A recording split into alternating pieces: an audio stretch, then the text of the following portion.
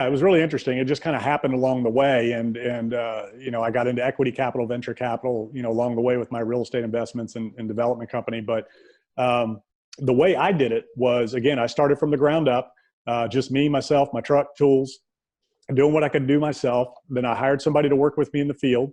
And literally I was doing all the sales, all the estimating, all the bookkeeping. So my first hire was another carpenter in the field to help me on the jobs, because I'm not that good with my hands. I'm a good trim carpenter. That's about it. And I can't frame a house. I can't cut in stairs, but I could figure things out. Right. So I hired a carpenter, and really that's the key. So if there's anything to take away from this, I always hired people better than me, smarter than me, and more talented than me. I always try to surround myself with people that can do what I can't do. You fill in those gaps, right? You find whatever your weaknesses are, you hire those and fill those in. So I hired one guy, then I hired another. So when I got my second guy, that was my crew. So then I became the superintendent, running, getting materials, kind of overseeing jobs, but not working daily on the jobs. Then my next hire was a part-time bookkeeper. And so she took the administrative load off of me. And then I ended up putting another crew in the field after that. So now I had two crews under me and my office manager. And that was when I transitioned to the point where I was on the road all day long doing sales. So I'm really good at marketing, especially guerrilla marketing. And, I kept myself busy. And the Outer Banks is very linear, north to south. So I would book myself or have her book appointments for me. Literally, somebody could call that day and I would show up at your house, give you a written estimate. So that gave me an advantage over a lot of my competitors who wouldn't even answer the phone. Things were so busy. So I'd have her schedule my appointments from north to south, and I'd get up, I'd go head north, and I'd go south, and I'd do estimates and sales calls all day long. And I had a superintendent at that point in the field overseeing the crews, and I just grew it that way. And we ended up with, 20-something employees. They were all in-house, probably doing, went 250 the first year, 750 the second year, $1.2 million the third year, $2.5 million the fourth year. Then I started, but I wasn't making any money, right? And I'm building this company, I'm leading these guys, and, we're having a lot of fun. Things are going really good, but we just weren't profitable. And along the way, I had bought a plumbing company. I think I told you one of my plumbers was having trouble. He was about to go out of business. So, I bought him, bought his company, put 6 trucks on the road. He knew of another company that was going out of business. So he hired all their mechanics, and instantly we had 8 trucks on the road and turned him into the largest plumbing outfit down there. And again, it's a small town. So we lettered up the trucks, and, it was pretty easy to look large real quick. Had 8 trucks on the road with his name and number all over it. So that in and of itself is marketing. We had enough work to keep him busy. So that was one of the companies that I kind of came alongside. But really, what I am is I'm a leader, delegator, motivator. So I find talent and I coach them to success. I hire winners, I find winners and champions, and I coach them to success, and I let them do their job. So, at that point, we're probably 3 or 4 years in. We're doing great, growing, but we're not making any money. So I start looking at, I need to do bigger jobs, and I need to start building some houses. And I had a friend of mine who was a developer in Northern Virginia that had come down, and we started talking about doing spec houses. And I didn't even know what that was or how to do it, had no clue. Never built a house in my life at that point, just had done remodeling. So we started building spec houses together. He kind of showed me how the process worked.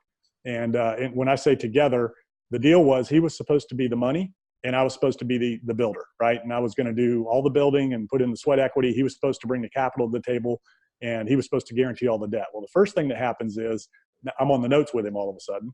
And the next thing that happens is I'm the one putting up the money for the deposit to get the jobs going. So this guy was all smoke and mirrors, right? I didn't realize it. He was very smart, knew what he was doing. But whenever I said, well, we need money to start this job, I can't just wire 25 grand. So I'd have to cover it and get him going. So anyways, long story short, he took total advantage of me, but he taught me the business, taught me how to build spec houses. And when I finished my first 5 houses with him, I was off to the races and doing my own things from that point on. And I had taken my company, turned all of my employees into subcontractors.